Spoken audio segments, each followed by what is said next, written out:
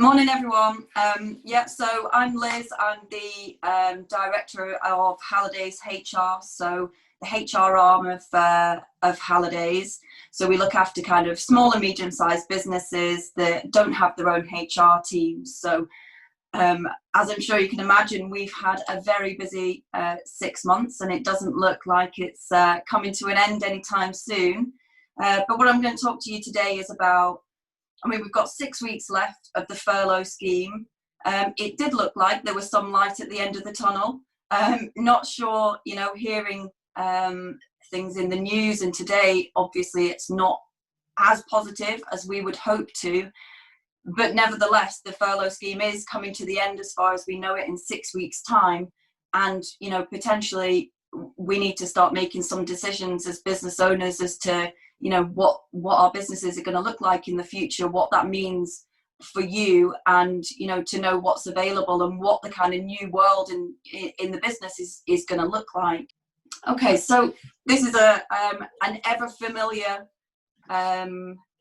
picture here, which I think we're probably all sick of seeing at the very beginning, but it has been excuse my French, but it has been a batshit crazy kind of 6 months, hasn't it?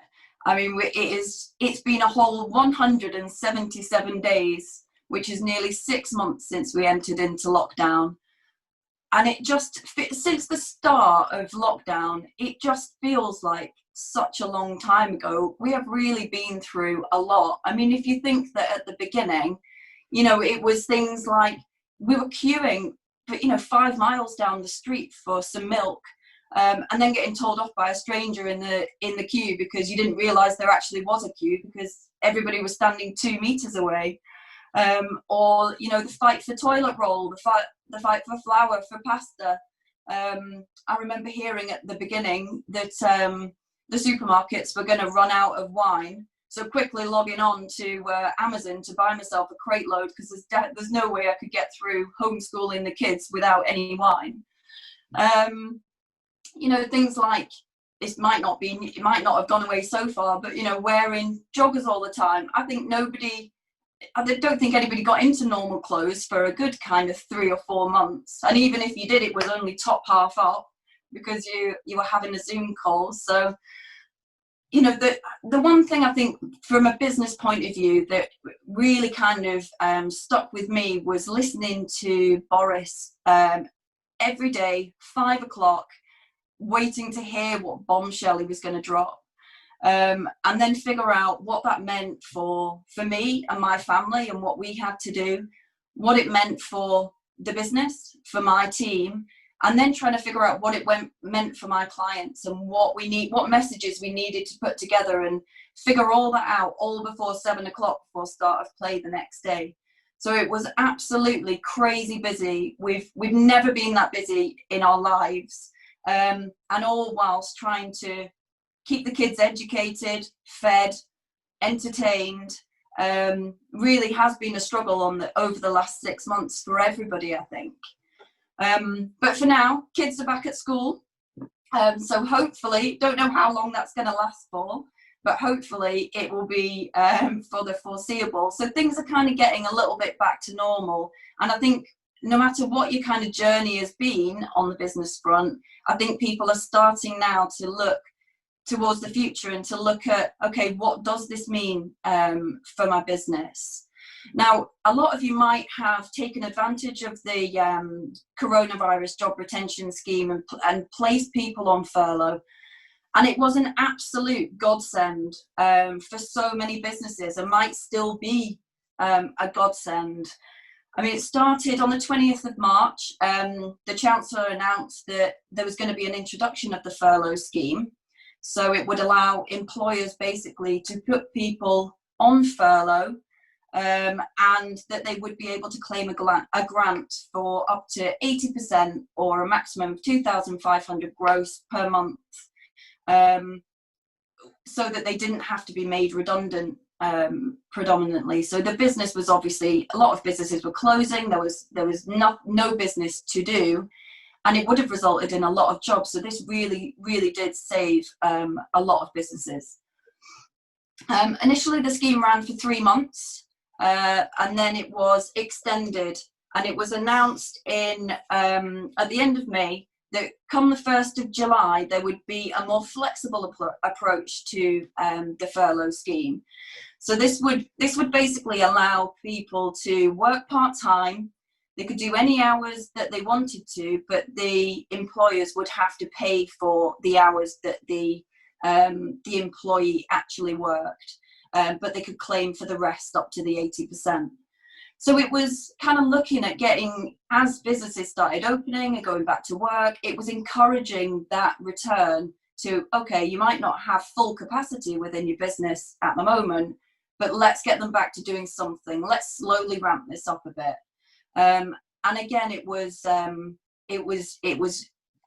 quite vastly taken up on, and over the months we have seen that there's been a decrease in the number of people that have been fully furloughed, which is great to see. So if we just have a look at, just very briefly, what employers need to contribute. So I guess I'm going to concentrate really on September and October, because we're in September at the minute. October's still to come, so just to have a look at what you are entitled to if you are still furloughing staff or need to furlough them at the minute. So September is that the government will contribute 70% of wages, so up to 2,187.50, and they will also but you will need to pay the top up of the 10%, and you'll also need to pay all NI and pension contributions for the hours worked and the hours not worked. And then come from the 1st of October, that dips down to the government contribution dips to 60%. So you, as an employer, need to top up the other 20%, and again, pay the, for any hours worked, pay the NI and pension contribution for hours worked and non-worked. So, but the scheme is coming to an end as of the 31st of October. I know that there was I've heard rumours, or there's been an outcry from certain MPs that are looking to extend the scheme further. But in an announcement last week, I think Boris mentioned that there's no point keeping people in a state of suspended animation anymore, and that we need to move on and we need to deal with, what's actually going to be the outcome and the fallout about this. So it is really looking at, what is next? What options do we have as business owners? So there are a few different options, and I'm sure they won't be new to you.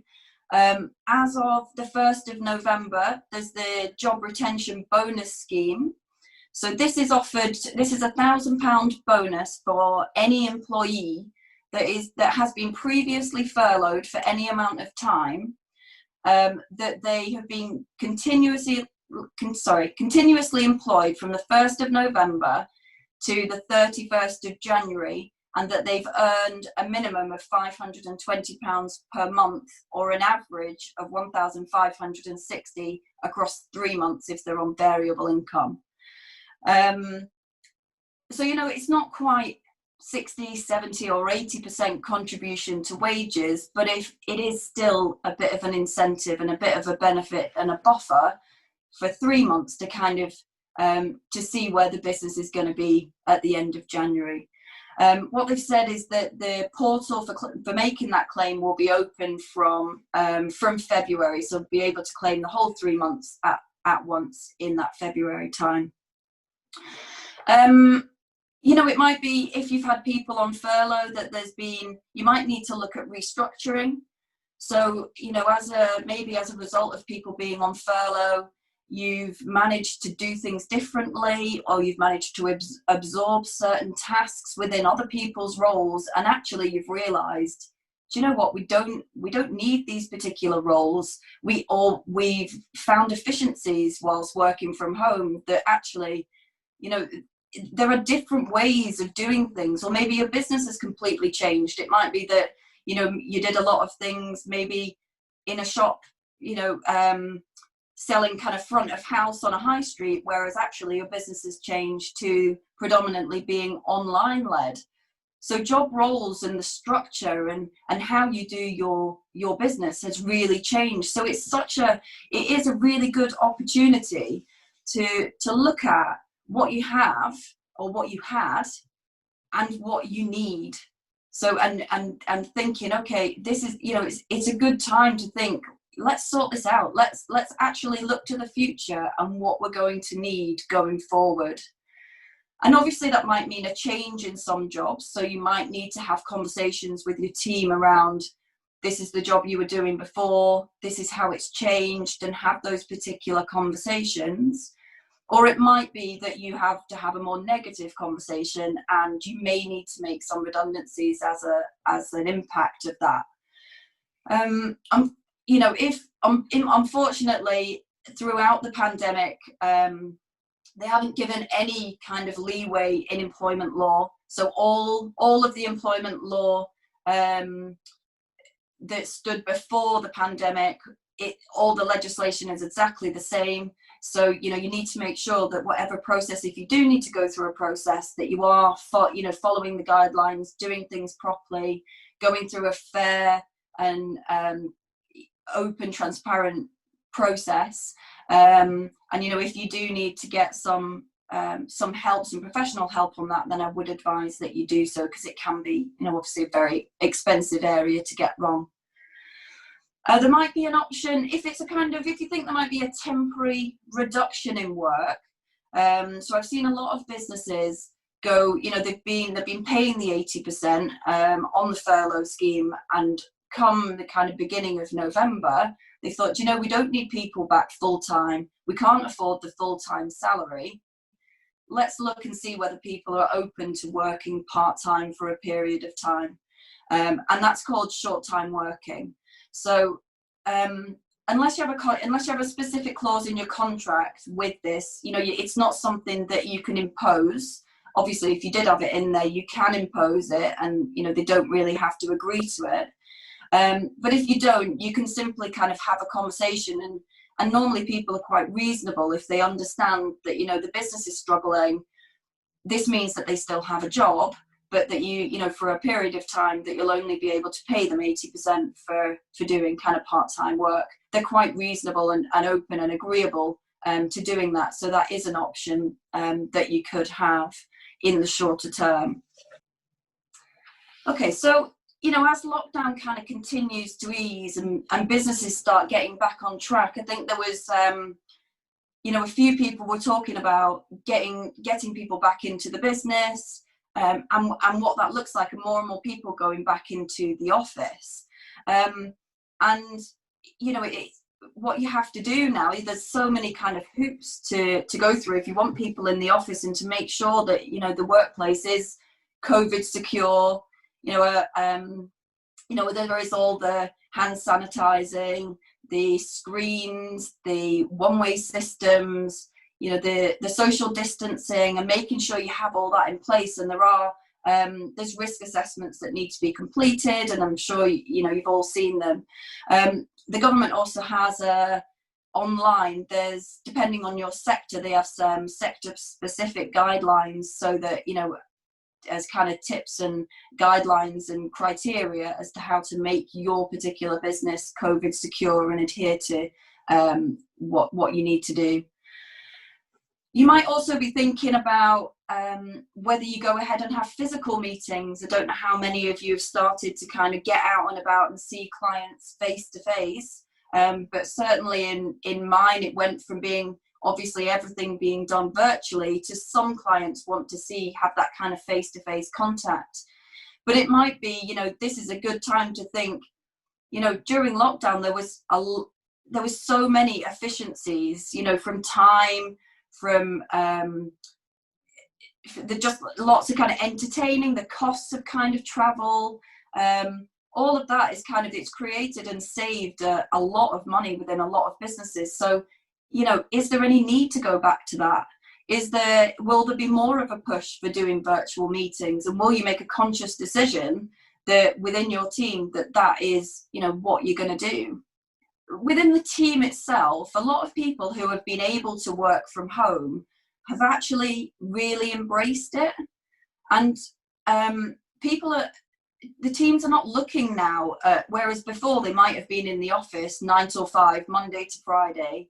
That, you know, it's kind of changed their mindset a lot. And I know myself that I'm exactly the same, is that, you know, I don't want to do that anymore. I've actually found that, you know, I am more efficient at home, especially now the kids have gone back to school.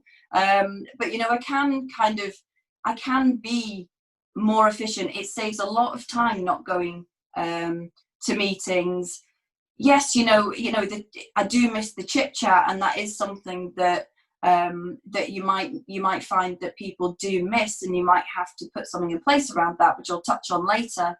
But people are looking for that flexibility, that work-life balance, that, you know, they're able to pop out and pick the kids up from school, you know, because they've done it for 6 months. So I was speaking to a recruitment agency actually the other week, and they were saying to me that they've seen within candidates that they're not looking for the same jobs as they were before. They're always asking, okay, that's great, looks like a fantastic job, but what flexibility does it have, and is there a capacity to work at home at least part of the time? So, you know, it is kind of changing. I think it has accelerated this whole remote working that was probably coming anyway, but it's just it's just some food for thought, really. I think as business owners and managers, there are some challenges around remote working. You know, it's not all kind of a positive story, and it will suit some people more than others, and obviously some jobs more than others, and some might not be able to be done from home. But some of the questions that I've been asked from some of my clients about remote working, and some of their concerns are more around, well, you know, how am I going to manage the results from people working remotely? How do I keep my team engaged? You know, how do I keep an eye on their employee well-being and their mental health? And it is a kind of step change in that management. And I think, you know, we need to, obviously we're going to need new skills in terms of managing that, and maybe putting some processes in place that help to do that. But in terms of managing the results remotely, some people are really concerned, you know, that you know, they're not doing their 9 till 5 every day. You know, what are they doing in that time? Are they loading the dishwasher? Are they putting the washing on? And in my mind, you know, I kind of think, well, does it really matter? You know, if they're getting the job done and they're getting the results that you need, if they're doing a few other things in the background, you know, does it really matter? I think so long as you've got, you know, clear KPIs, so they know exactly what they're meant to achieve and what they're doing overall. You give them clear job descriptions. You have regular reviews, so that you can, you know, touch base and make sure that they are on track and doing what they're doing, and that, you know, if you need to have any difficult conversations, that you're kind of nipping it in the bud very early on. And that obviously there's a forum in terms of regular communication, that they know you're always there. If they need you, they just need to ring. Or with the kind of one-to-ones, there's always a kind of a designated time for them to raise any questions or queries that they might have. You know, and then it kind of comes to the question of keeping people engaged. So, I mean, more often than not, it is the social side of things that people miss. And it's the, you know, the chit chat, the interaction, the, you know, the having lunches together and that type of thing. So I know that some of our clients, and I was at Hallidays, you know, we've done things like virtual wine and cheese tasting nights, or Zoom quizzes, which I'm sure many of you might be over by now, but because they were very good at the start. But things like, you know, fancy dress competitions, make things a bit fun. Or even, you know, because the rule of 6 means that we can meet up to 6 people outdoors now. You know, if your team feels comfortable, go and have a team lunch somewhere, socially distanced, or, you know, have a team meeting. But just reassure people that you're going to take the measures that are necessary in order to keep them safe. it does take a lot of commitment. It does take a lot of effort, but I think the rewards that you can reap are massive by doing this. I think one of the things that's going to be, it's definitely on my radar for the next few months from a HR point of view, and you know, it's in the press a lot, is all about the employee well-being and the mental health, because we have been working at home now, a lot of us, for 6 months. You know, the kids are back at school, but we don't know how long for. I think I know myself, I was kind of working towards, it's okay, we can get there, it's nearly school time, and then you get to school and it's a big sigh of relief. But then I think it's now kind of, well, it's not going to stop there. Some of the schools might be closing, and mentally that is really quite stressful and you know, and draining, really. So it's, you know, it's important to kind of stay in touch with how people are feeling. And it's easy when you're in the office, isn't it? Because you can pick up on a vibe, and you just know when somebody within your team isn't quite right, or they're having an off day, and you can just kind of nip over to their desk and be, is everything all right? You know, is everything going on? And normally, you know, something spills. So obviously you won't have that, which is why the kind of regular reviews really kind of come into play. We've been working on, I know that the lady before was talking about doing a survey with their team, and we've been working on that with quite a few of our clients, actually, just to kind of gauge how happy the team are with the current working situation, whether they feel safe, whether they've got enough access to their manager, whether they've got everything that they need to be working from home, and just to kind of really kind of understand how people are feeling and how the team is feeling, so that you can you know, put things in place. You might have the opposite side of so although people are enjoying the flexibility of working from home, you might find that some people are working too much, and that you're having to manage that as well, because the workplace is in their home, and so the work is always there, and they're just dipping in and dipping out, and they find it very difficult to switch off. So that might be something to be aware of as well. So there's, you know, there is a lot to think about. There's I think this new world of ours is going to keep changing, and but it is such a fantastic opportunity to shape the business for the future, and to hopefully embrace this new world, and just hope we don't go into a second lockdown. Okay, thank you very much. Has anybody got any questions? Liz, I've got a question. I think some of the feedback that I get as I'm going around doing COVID risk assessments now for businesses to get the people back to work, one of the problems that seems to have come up a lot is that people have got inappropriate surroundings, let's say, to work from home. So if a business decides, actually, we're not going to have people back until January, which is a realistic proposition for a lot of businesses now, because they have managed for 6 months.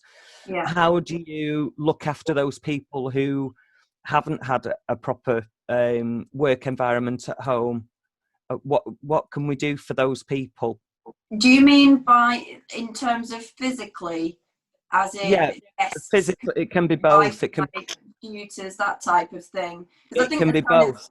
I was going to say, I think it's kind of two sides. There's either the equipment that they need in order to do the job, and the Wi-Fi, and that type of thing. So obviously, if you can help those people because it's likely that we're going to be working from home more and more, and especially if there is the risk of a second lockdown, if you can be ready for that, and there isn't the opportunity to be able to go into the office, then I think as a business it would be valuable to support them to get the physical things that they would need to do their job. But obviously, if it's in terms of distractions, maybe young children at home, partner at home, I think that's a bit more difficult to manage, because obviously there's only so much space that people might have. So that bit, I'm not sure how much you could be expected to do from that point of view.